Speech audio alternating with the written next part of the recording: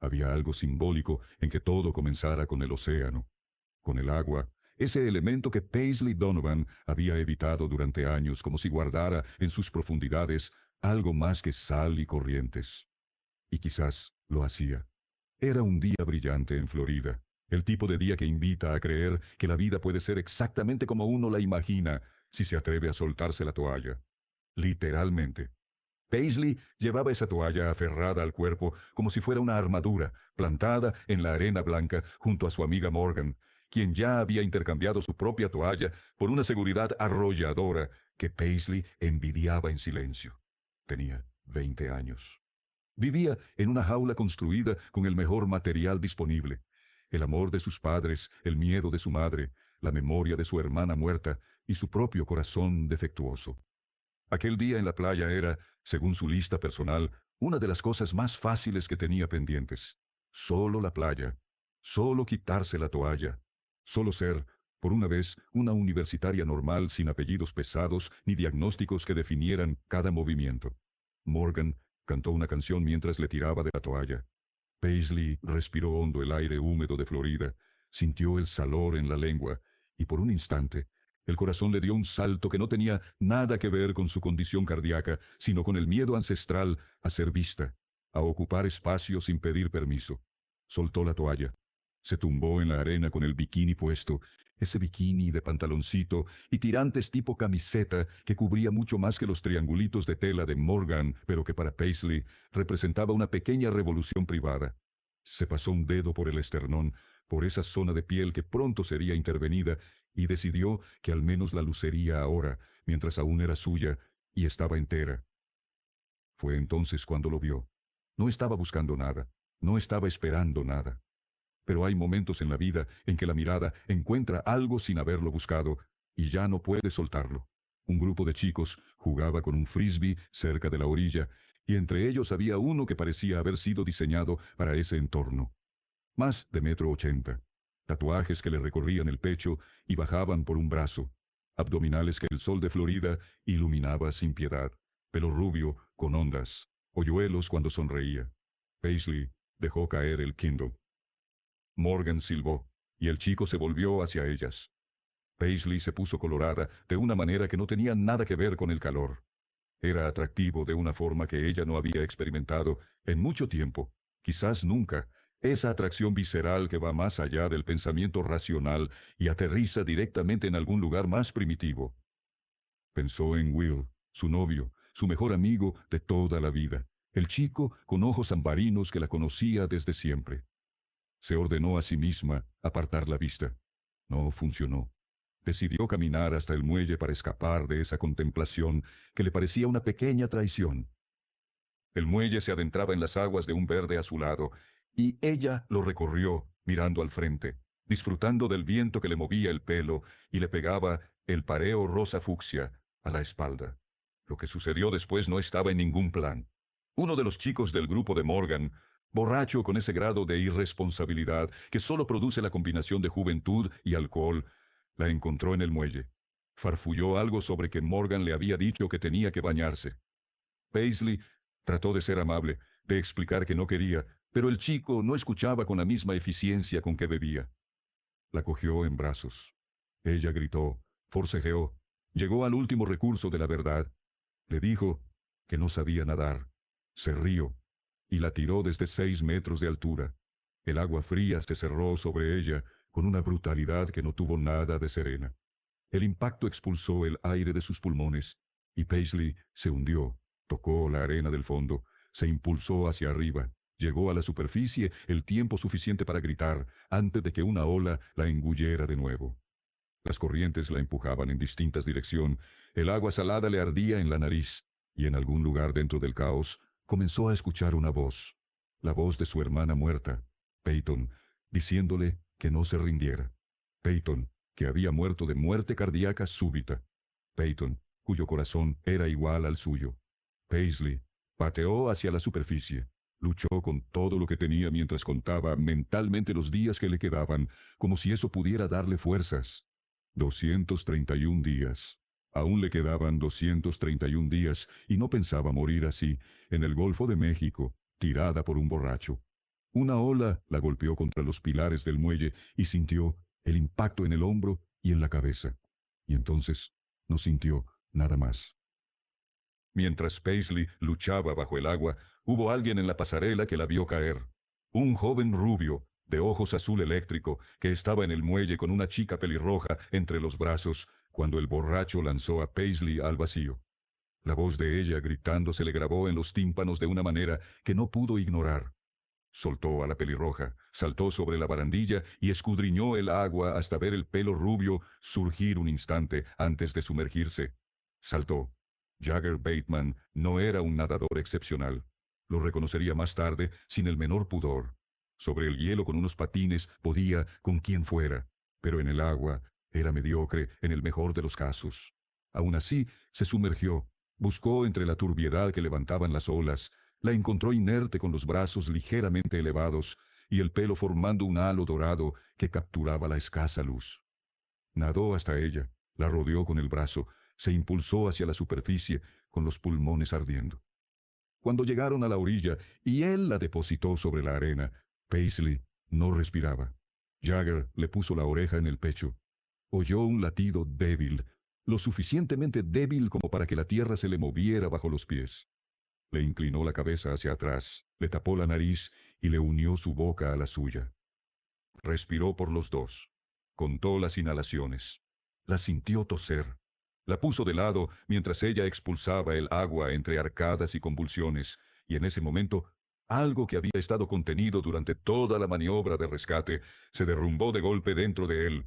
La adrenalina se fue como una marea que retrocede, y lo que quedó fue el agotamiento y algo más difícil de nombrar. Alivio, sí, pero también algo que no esperaba encontrar en el rostro de una desconocida cuando ella abrió los ojos. Verdes, enormes, del verde más claro que había visto en su vida, con una orla más oscura en el borde exterior. Se quedó sin palabras. Jagger Bateman, que rara vez se quedaba sin palabras. Ella lo miró, parpadeó, y dijo, «¿Mr. California?» Y él sonrió a pesar de todo. Le explicó que era de Colorado, no de California, y que por suerte en Colorado también enseñaban reanimación cardiopulmonar. Ella se indignó al descubrir que le había hecho el boca a boca, alegando que tenía novio, y él le respondió con una lógica aplastante. Si su novio prefería que se hubiera ahogado antes que recibir el boca a boca de un desconocido, el problema era del novio, no de él. La llevó a urgencias, le pagó sin decirle nada, convenciendo a la recepcionista de que era una clínica gratuita. La esperó durante una hora con una revista en la mano y la cabeza en otro lugar. Y cuando ella salió, todavía pálida, pero con una sonrisa que hizo que algo dentro de Jagger decidiera que quería volver a verla, intercambiaron pocas palabras cargadas de más cosas de las que ninguno de los dos estaba en condiciones de admitir. Ella le dijo su nombre, Paisley. Él le dio el suyo, Jagger. Se abrazaron junto al coche de Morgan cuando llegó la amiga, corriendo, llorando y disculpándose. Paisley saltó a los brazos de Jagger como si fuera lo más natural del mundo. Le dio las gracias por verla, no solo por salvarla, y él la sostuvo un momento más de lo necesario, absorbiendo el olor a agua salada y sol de Florida que desprendía su pelo. Antes de que ella se marchara, se detuvo junto al coche. Le dijo que estaba enamorada de Will, que era su mejor amigo, parte de su familia, que sabía lo que necesitaba. Sonrió de esa manera que casi lo mandó al suelo. Y entró en el coche. Jagger la llamó una última vez. Le dijo que Will era un cabrón con suerte y esperaba que lo supiera. El tiempo que separa dos encuentros tiene la capacidad de transformar un recuerdo en algo más grande de lo que fue, o de confirmar que era exactamente tan grande como parecía. Paisley Donovan volvió a su vida en Alabama con el sabor del océano todavía en la piel y el recuerdo de unos ojos azul eléctrico instalado en un rincón de la mente que no conseguía despejar. Se decía a sí misma que era lógico. El hombre le había salvado la vida. Era normal que pensara en él. Lo que no era tan fácil de justificar era la frecuencia con que aparecía en sus sueños, o el modo en que sus características faciales tendían a superponerse sobre los rasgos ambarinos y gentiles de Will cuando éste la visitaba para desayunar en casa de sus padres. Su vida tenía una estructura precisa, construida con la paciencia de quien aprende a vivir dentro de límites. los beta bloqueantes por la mañana, las visitas semanales a casa de sus padres en Fort Rucker, la academia de vuelo con su atmósfera de presión constante que llenaba el ambiente del puesto militar. Will Carter, brillante y correcto, que estudiaba para ser el mejor de su promoción y quería pilotar un AH-64 Apache. Su madre contando calorías en el plato de Paisley con la mirada. Su padre, el general Donovan, con sus silencios que pesaban más que los gritos de otros. Y la lista. Siempre la lista. Era un papel doblado que llevaba en el bolso, con cuadraditos al margen para marcar las misiones cumplidas. 40 y tantas cosas escritas con la intención de vivirlas antes de que el tiempo se acabara, aunque Paisley no se lo decía a nadie con esa exactitud. Decía que era una lista de cosas que quería hacer antes de terminar la universidad, que era lo que querían oír. La verdad era más complicada y más oscura, y la guardaba en el mismo lugar donde guardaba los diagnósticos y los informes médicos, detrás de una sonrisa cuidadosamente calibrada. La miocardiopatía hipertrófica. Un nombre largo para una realidad sencilla y devastadora. Los tejidos de su corazón se habían engrosado, creaban una obstrucción que impedía el flujo normal de la sangre. No siempre daba síntomas. No siempre mataba. Pero en su familia tenía un historial. Peyton, su hermana mayor, había muerto en clase una mañana, 22 años, sin previo aviso, sin tiempo para despedidas. Muerte cardíaca súbita. Y Paisley llevaba el mismo corazón en el pecho. Sus padres querían que se pusiera un marcapasos. El doctor Larondi, su cardiólogo en Birmingham, lo recomendaba como primera opción. Su madre lo exigía con esa mezcla de terror y amor que a veces resulta imposible de distinguir. Will apoyaba la decisión, o decía que apoyaría lo que ella eligiera, aunque el lenguaje de su cuerpo contaba una historia diferente. Paisley no quería el marcapasos. Tenía un presentimiento, esa clase de certeza, que no viene de los números, sino de un lugar más profundo, de que no era la solución correcta para ella. Lo que quería era vivir. No gestionar la enfermedad. Vivir. Por eso, había una lista. Consiguió un trabajo en la biblioteca de Fort Rucker. Consiguió un apartamento propio, a 45 minutos de sus padres, en Enterprise. Consiguió matricularse en algunas clases en el campus de Troy, negociando cada centímetro de independencia con la paciencia de alguien que sabe que tiene que ganar la guerra de a una batalla pequeña. Y llevaba el reloj color púrpura que registraba su ritmo cardíaco, el artefacto que su madre revisaba mentalmente con cada abrazo y que ella misma miraba con una mezcla de resignación y rebeldía. Tenía 231 días cuando llegó a la playa de Florida. Tenía 220 cuando volvió a ver a Jagger Bateman. Fue en la biblioteca. Ella colocaba libros, él dobló la esquina de la escalera y sus manos la sujetaron antes de que la gravedad decidiera lo contrario. Cuando levantó la vista y encontró esos ojos azul eléctrico, la realidad suspendió brevemente sus leyes habituales. ¿Jagger? Paisley. Él sonreía. Ella parpadeaba como si tratara de verificar que no era una alucinación. Detrás de Jagger aparecieron dos compañeros, Josh Walker y Grayson Masters, que resultaron ser los hombres contratados para arreglar la sala trasera de la biblioteca. Esa sala, bloqueada por años de cajas y libros apilados que Paisley había estado solicitando que reformaran todo el verano. Así que Jagger Bateman había llegado a su biblioteca. La conversación fue torpe en la superficie y cargada bajo ella. Él no le dijo que estaba en la academia de vuelo. Le dijo que estudiaba, que trabajaba en construcción cuando tenía tiempo. Ella no profundizó. Ambos construyeron una pequeña burbuja de vaguedad cómoda, el tipo de acuerdo tácito que permite que dos personas se conozcan sin la presión de toda la verdad. Lo que sí fue claro desde el primer momento fue la tensión. Esa corriente que corre entre dos personas cuando sus cuerpos están en la misma habitación y sus mentes todavía están fingiendo que todo es neutral. Paisley lo notó y lo archivó bajo la categoría problema a ignorar. Jagger lo notó y tomó mentalmente la misma decisión, aunque por razones distintas. Había prometido que durante el tiempo que estuviera en la academia de vuelo no habría distracciones. Las mujeres eran distracciones, excepto que cuando ella se fue corriendo escaleras arriba tras mostrarles la sala, Él se quedó mirando el espacio donde había estado y pensó que quizás había categorías de distracción que merecían reconsideración. El coche de Paisley no arrancó esa tarde. Se había dejado el teléfono dentro de la biblioteca cerrada, y Jagger estaba en el aparcamiento. La llevó a casa. Le presentó a Lucy su Land Defender amarillo, el último regalo de su madre, y le dijo que era la mujer más constante de su vida. Paisley se rió de eso, y el sonido de su risa hizo algo en el pecho de Jagger que decidió no examinar demasiado de cerca. Durante el trayecto, ella recibió una llamada de Will que Jagger escuchó con la atención periférica de quien finge no escuchar. Oyó como ella le decía que todo estaba bien, que iba a una clase de natación, que recordaba dónde había dejado las pastillas. Oyó el tono de la voz al otro lado, tenso y controlador, aunque suave. Y notó cómo Paisley respiraba 2 veces antes de responder a cada frase. Cuando llegaron frente al apartamento, Jagger bajó del coche y la ayudó a bajar, y en ese momento le dijo algo que llevaba tiempo rondándole la cabeza, que nunca era demasiado tarde para aprender a nadar, que no iba a dejarla en paz con eso, que si quería aprender, él la enseñaría. Ella le dijo que tenía novio. Él dijo que menos mal que no hacía falta nadar para acostarse con alguien. Ella se ruborizó hasta las orejas, y él sonrió como si eso fuera exactamente la reacción que buscaba.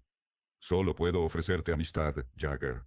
Él la miró, asintió, y se marchó antes de que ninguno de los dos pudiera arrepentirse de nada.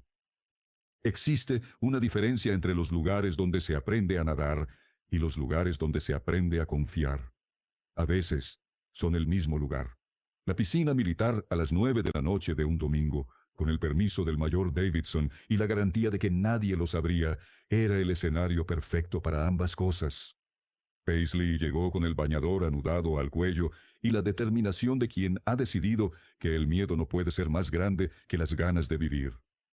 Jagger llegó con unos pantalones de baño y una sonrisa que hacía que la determinación de Paisley vacilara por razones que no tenían nada que ver con el agua. Él saltó al agua de cabeza, cortando el silencio de la piscina con una elegancia imprevista. La invitó a entrar. Ella entró por el lado poco profundo, avanzando despacio mientras el agua le subía por el cuerpo, contando los latidos para asegurarse de que fueran rítmicos. ¿A que no ha sido tan difícil? No, no lo había sido. Aunque 1000 arañas invisibles caminaran por su piel, aunque el agua fuera un tanque de muerte disfrazado de piscina municipal, no había sido tan difícil. Lo que vino después fue un juego que los dos fingieron que no era lo que era.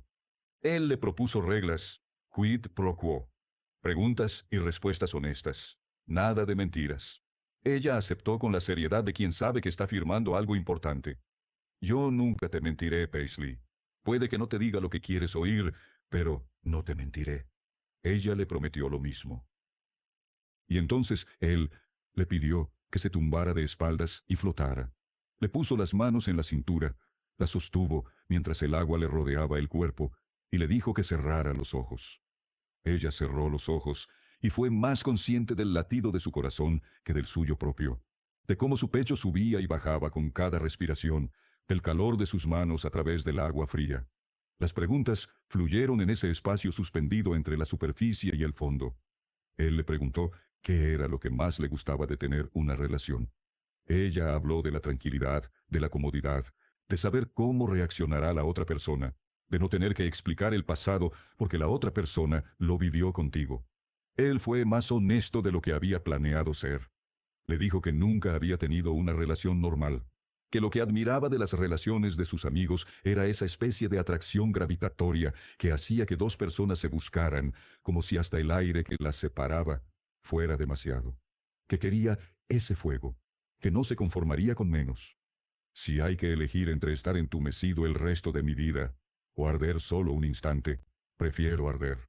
Paisley abrió los ojos, no en el agua, sino en algún lugar más profundo, porque esas palabras aterrizaron en un lugar de ella que no estaba acostumbrado a recibir visitas. Cuando salió de la piscina y se secó, cuando él se acercó al coche y ella estaba a punto de despedirse, él le preguntó por Peyton. Había oído el nombre antes, en la piscina, cuando ella tartamudeó al intentar decirlo. Ella lo miró durante varios latidos antes de responderle. Era mi hermana mayor, mi única hermana. Y lo dijo, sin el peso habitual, sin el muro habitual. Las palabras se soltaron de ella como si hubieran estado esperando a la persona correcta para salir. Él le dijo que gracias por contárselo. Buenas noches. Se fue hacia su coche. Ella lo llamó. Te echaré de menos. Él se detuvo. La miró. Yo a ti. La verdad, en cierto modo, resulta ridículo. Y luego, antes de cerrar la puerta de su coche, dijo algo que ella llevaría consigo durante días. Echar de menos a alguien es como si te sintieras arder. Las semanas que siguieron fueron una danza entre lo que ambos querían y lo que se permitían querer. Jagger pasaba tiempo en la biblioteca con el pretexto de trabajar en la remodelación del almacén. Llevaba listas de materiales, discutía con Grayson sobre los estantes y encontraba excusas para estar en los mismos metros cuadrados que Paisley. Ella, por su parte, organizaba los libros con una eficiencia que nadie le habría cuestionado y trataba de ignorar que cada vez que él cruzaba la puerta, su pulso hacía algo inapropiado. Hubo un momento en que él la encontró desmayada en el almacén, sin aliento, con la frente húmeda, apoyada en unas cajas en el suelo. Corrió hacia ella, la examinó con la concentración de alguien que sabe lo que está haciendo, le dio su botella de Gatorade y le dijo que la llevaba al médico. Ella le dijo que no era nada, que estaba bien, que era asma. Él no creyó del todo la explicación, pero la aceptó, porque ella se lo pidió. Se sentó en el suelo junto a ella, entre las cajas polvorientas, y siguieron con el juego de las preguntas. Ella le preguntó cuál era su tatuaje favorito. Él le habló del que llevaba en el abdomen, las palabras de Invictus. Soy el amo de mi destino. Soy el capitán de mi alma. En Tok-Pisin, el idioma de Papúa Nueva Guinea. Son mis verdades, no pertenecen a nadie más. ¿Cuánta gente sabe lo que dice? Solamente tú. Y en ese pequeño espacio de confianza compartida, algo entre ellos cambió de manera que ninguno de los dos podría ver descrito con exactitud, pero que ambos sintieron con perfecta claridad. El tatuaje llegó después de ese encuentro. Paisley apareció en casa de Jagger un día que Will estaba estudiando, con una idea y los nervios que la delatan cuando pretende ser valiente. Quería hacerse un tatuaje. Punto 11 de la lista. Él frunció el ceño al escuchar que pensaba ir a cualquier tienda abierta de Dothan. Le dio una lección express sobre la permanencia de la tinta en la piel y llamó a su tatuador de confianza. En la camilla, con la máquina zumbando sobre su costado, Paisley le pidió a Jagger que le cogiera la mano. Él lo hizo sin vacilar. Le dijo que no lo mirara a él, que lo mirara a él cuando la máquina empezó a doler. Y ella lo miró. Hablaron de Shakespeare mientras el tatuaje tomaba forma. Aunque sea menuda, es una fiera. Las palabras que Peyton le había metido en el bolsillo la última vez que se vieron. Él las reconoció al instante. Tercer acto, segunda escena. Helena, hablando con Hermia, y ella casi se cayó de la camilla de la sorpresa. Memoria fotográfica, explicó él. Licenciado en física, y ahora trabajando en construcción. Ella le preguntó por qué había tatuado esas palabras específicas en su cuerpo. Él se subió la camiseta para mostrarle el texto del abdomen, y ella pasó los dedos por la tinta negra sin pensarlo, y él cerró los ojos ante ese contacto. En el viaje de vuelta, en la oscuridad cómoda del Defender, él le habló por primera vez de su familia. No de todo, no todavía, pero sí de que se había marchado de casa a los 17 años y un día, de que se convirtió en el capitán de su propio barco. Y ella le agradeció la confianza con la misma moneda, contándole sobre Peyton, sobre las palabras que su hermana le dejó. Cuando llegaron frente a su apartamento, ella quiso decirle algo más. Sintió el momento. La puerta entreabierta. Él esperando. Pero al ver la chispa de confianza en sus ojos azules, algo en ella retrocedió. Dijo simplemente que estaba muy contenta de que fueran amigos. Y Jagger, que había aprendido a leer los silencios tanto como las palabras, asintió, aunque por dentro algo protestó con vehemencia.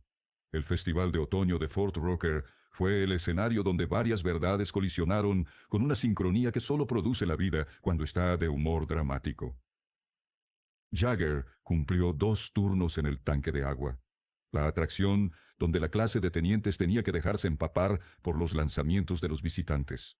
Le había cedido su turno a Josh, para que éste pudiera pasar tiempo con Ember, su novia, y él se quedó sentado en el asiento húmedo, con la filosofía de quien no tiene nada mejor que hacer un sábado por la tarde.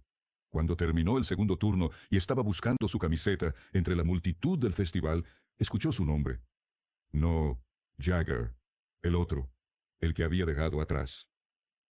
Bateman, el mayor Davidson, y junto a él, con la expresión de quien acaba de descubrir que tiene un problema en su propio jardín, el general Donovan. Y entonces, cortando el aire entre los dos hombres uniformados, apareció Paisley con un vestido blanco que hizo que a Jagger se le olvidaran todas las preocupaciones durante exactamente un segundo. Jagger, Paisley, ahí estaba, el punto de intersección que ninguno de los dos había buscado. El general Donovan era el padre de Paisley, y el teniente Carter, el rival de Jagger en la lista del Orden de Mérito, el hombre con el anillo de West Point que golpeaba contra las mesas, era el Will de quien Paisley nunca le había dicho el apellido. William Carter, el novio de Paisley, era su compañero de cabina. El hombre con quien volaría los próximos meses era el mismo que dormía en el apartamento de la mujer que Jagger llevaba semanas fingiendo que solo le importaba como amiga. La sangre dejó de llegarle al cerebro durante un momento. El general Donovan pidió que lo expulsaran de la academia. El mayor Davidson intentó razonar con él, explicar que Bateman había cargado solo con la responsabilidad del oso polar, que sus compañeros se habían presentado por voluntad propia. El general no cedió. Fue Paisley quien habló. Le contó a su padre lo que había pasado en Florida, cómo Jagger había saltado al agua para salvarla, cómo la había llevado al médico. Me salvó la vida 2 veces en el mismo día. Lo dijo con una calma que no era frialdad, sino convicción, y su padre, el general de 2 estrellas, escuchó. Al final, hubo un trato. Los puestos de Jagger, Josh y Grayson en la lista del orden de mérito quedaron vinculados. Donde acabara uno, acabarían los otros. Era un castigo disfrazado de segunda oportunidad, o quizás al revés. Más tarde, en el aparcamiento, Jagger golpeó la pared de plexiglás del tanque hasta que los nudillos le sangraron. Grayson le dijo desde arriba que no lo hiciera, que esa chica acabaría con su carrera. Jagger apretó la mandíbula y miró la sangre en sus manos. Si solo fuera la carrera, pensó, todo sería más simple. Las semanas siguientes fueron una acumulación de momentos que deberían haber sido neutrales, y no lo eran. La pista de hockey en Montgomery, donde Paisley condujo 3 horas para verlo jugar porque no había respondido sus mensajes, y necesitaba saber si la amistad seguía en pie después de conocer la verdad sobre sus identidades. Ember, la novia de Josh, que la recibió con una sudadera prestada, y le dijo directamente que se alegraba de que existiera, que Jagger necesitaba más amigos. La confesión de Paisley de que quizás sentía algo por él, pero que él no sabía en lo que se metía. Will le dijo que no se acercara más a Bateman. No era un ultimátum, le aclaró, pero era una petición. Ella cedió en lo concreto. No seguiría con las lecciones de natación. No dijo nada más. No mintió. Pero tampoco dijo toda la verdad. Y entonces llegó la noche en la biblioteca. Era tarde. Ella estaba cerrando. Él había venido a recoger su caja de herramientas que había olvidado desde la última vez, el día que habían terminado la obra del almacén. Se encontraron entre las cajas organizadas y los estantes nuevos en ese espacio que habían construido juntos, y la tensión acumulada durante meses encontró finalmente una grieta por donde salir. Él la acusó de no ver lo que tenía enfrente. Ella respondió que los estantes estaban perfectos y él no sabía mirar. La discusión subió de tono con esa velocidad que solo alcanzan las discusiones que en realidad no son sobre lo que parecen. Y entonces él la agarró por los hombros, la giró y la besó. El beso fue un terremoto. No fue delicado ni exploratorio. Fue la culminación de meses de pretender que no existía, que no se deseaban, que podían ser amigos y nada más. Paisley tardó un latido en reaccionar, y luego respondió con exactamente la misma intensidad. Lo agarró del pelo, se apretó contra él, se subió a la mesa cuando él la levantó, y durante varios minutos el mundo fue solo aquello. El reloj de su muñeca emitió un pitido. Ella lo quitó y lo tiró. Y luego el nombre de Will cruzó su mente como un rayo de luz que encendió una oscuridad necesaria. ¡Para! Se apartó. Lo empujó. Cubrió su rostro con las manos. Y luego corrió. Corrió por primera vez en 2 años, sabiendo que podía matarla, creyendo en ese momento que se lo merecía. Llegó a su apartamento. Will estaba dentro, estudiando. Le dijo la verdad inmediatamente, con esa honestidad brutal que era uno de los rasgos más profundos de su carácter. He besado a Jagger. El resto de esa noche fue un desastre controlado. Will le preguntó detalles. Jagger apareció con el reloj que ella había dejado tirado en el almacén, porque sabía que ella siempre lo llevaba puesto, y adivinó que lo necesitaría. Will le dio un puñetazo. Jagger no devolvió el golpe. Hubo una pelea, más física de lo que nadie quería, y al final Jagger le dijo a Paisley, allí mismo, con Will dentro de la casa y los muebles rotos en el suelo, que quería estar con ella, que no era para una noche, que la quería entera. Esa noche, cuando Will se fue con la mochila al hombro y una promesa de que seguiría allí cuando Bateman la decepcionara, Jagger le devolvió el níquel a Paisley, la moneda de 5 centavos que ella le había dado como regalo para su primer vuelo. Le dijo que ya no la necesitaría. Ella lo llamó desde la puerta antes de que llegara al final del camino. Lo besó. «Feliz año nuevo», le susurró. Y él la sostuvo mientras el mundo contaba hasta 0. El amor, cuando finalmente se permite ser lo que es, tiene la costumbre de aclararlo todo y complicarlo todo al mismo tiempo. Paisley condujo 5 horas hasta Nashville en Nochebuena con un gran lazo rojo en el pecho y el corazón latiendo más deprisa de lo recomendable para alguien con su condición. Había discutido con su madre, había recogido sus cosas, había dejado una nota para Morgan y había decidido que si le quedaban 118 días los iba a vivir. Llamó a la puerta del apartamento de Josh y Amber. Le abrió una chica de piel morena y ojos verdes claros que resultó ser Sam, la amiga de Amber, vecina de Jagger en Colorado. Jagger apareció detrás de ella con expresión de incredulidad que se transformó en algo más brillante cuando vio el lazo rojo. «¿Quieres tener un cumpleaños de 21 años de verdad?», era lo que él le había preguntado semanas antes, y ella había venido a responder, «Quiero estar contigo, Jagger». Y cuando él preguntó que lo repitiera, ella se desabrochó el chaquetón para mostrar el lazo de forma completa. «Feliz Navidad». Él cayó sobre ella como un relámpago. La besó en el pasillo contra la puerta, mientras Sam y Amber aplaudían desde adentro. Y Josh lo saludó desde el apartamento con la diplomacia de quien decide que ese momento no requiere testigos presenciales. Esa noche, en la habitación de invitados, Jagger le hizo la confesión que necesitaba hacer antes de ir más lejos.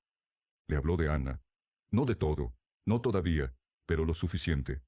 El dolor en su voz cuando dijo ese nombre era el de alguien que ha estado cargando con algo durante mucho tiempo. Paisley escuchó. No preguntó más de lo que él quería contar. Le dijo que pase lo que pase, no cambiaría lo que sentía por él. Y él le propuso la única cosa que podía ofrecer como garantía: confianza. No toda la verdad de golpe, sino la confianza de que llegaría cuando ambos estuvieran preparados. Tengamos confianza. Nada de fallos de comunicación, solo confianza. Durmieron juntos esa noche, en el sentido más literal. Ella apoyada contra él, sus latidos acompasados, su aliento regularizándose juntos en la oscuridad de la habitación prestada. A las 4 de la mañana sonó un teléfono. Jagger se levantó con cuidado, respondió en voz muy baja. «¿Anna?» Paisley oyó el nombre sin entenderlo. Vio cómo él recogía sus cosas en silencio, vio el temblor de sus hombros. Cuando volvió a la cama 40 minutos después, ella no le preguntó nada. Simplemente le tomó la mano y lo atrajo hacia ella. «Ven a la cama». Y él vino. El mes de enero trajo consigo el peso de los secretos que ninguno de los dos había dicho aún. Paisley volvió a Birmingham para más pruebas. La nueva medicación controlaba los síntomas con una eficacia que sorprendía al doctor Larondi, pero los resultados eran claros. La obstrucción avanzaba. Las arritmias eran más frecuentes. La decisión sobre el marcapasos no podía postergarse indefinidamente. En Birmingham había una sala de espera donde su madre hojeaba revistas con una concentración fingida, y Morgan le decía las verdades que nadie más se atrevía a decirle. Le preguntó cuándo iba a contarle a Jagger lo del corazón. Paisley respondió que pronto.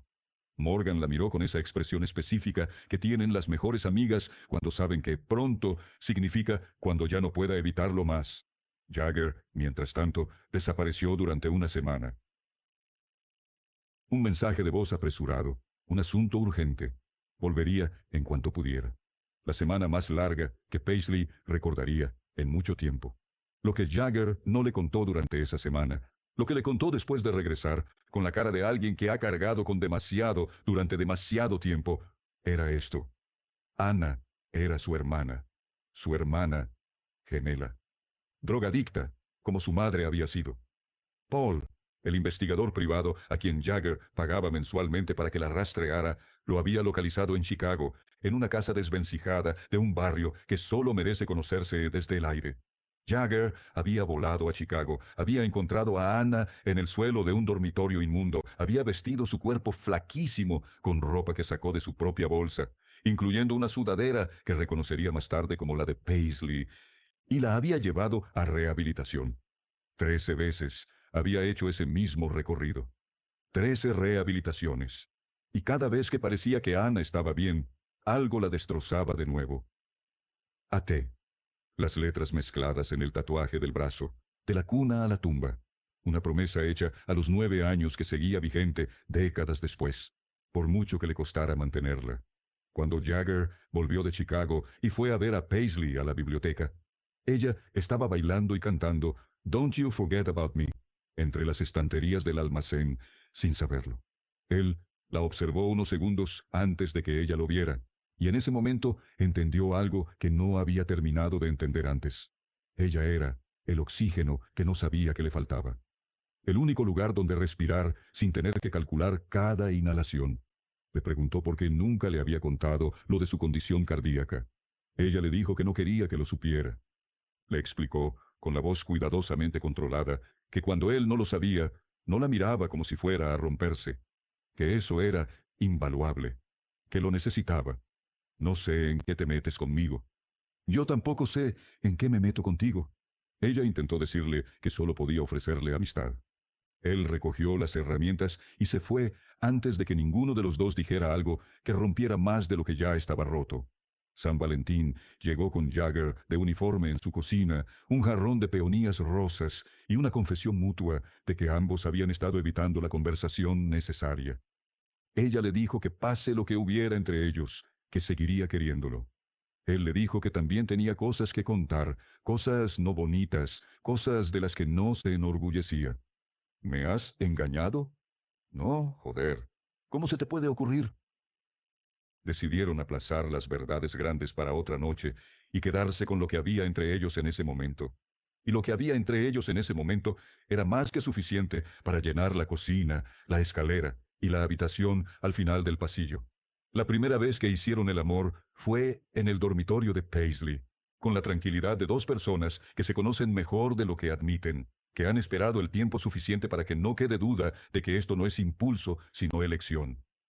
Él fue paciente de una manera que ella no esperaba, atento de una manera que superaba cualquier expectativa previa.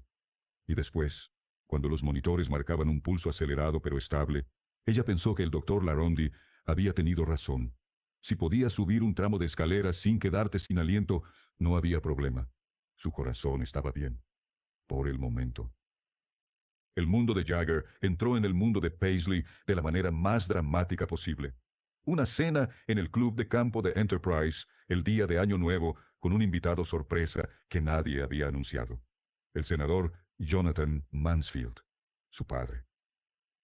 Jagger lo vio entrar y sintió como 7 años de distancia cuidadosamente construida se derrumbaban en cuestión de segundos. Mansfield era rubio, bronceado, con la mandíbula cuadrada y los ojos castaños, que era lo único que no había heredado Jagger. La mezcla perfecta de juventud y experiencia, de amabilidad calculada y poder real.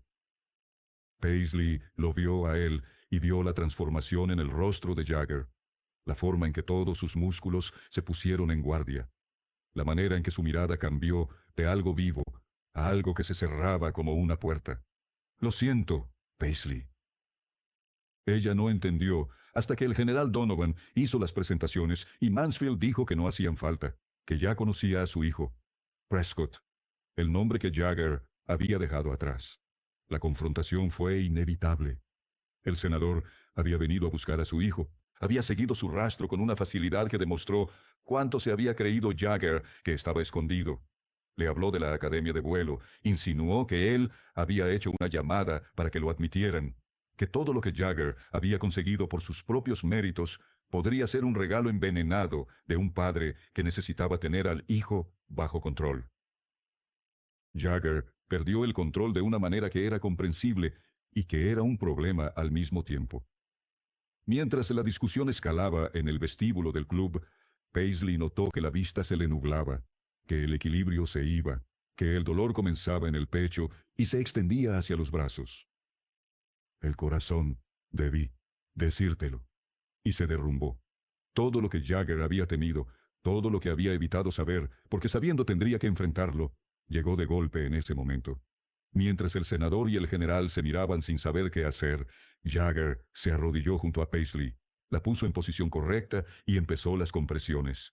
30 compresiones, 2 respiraciones, contar, no parar.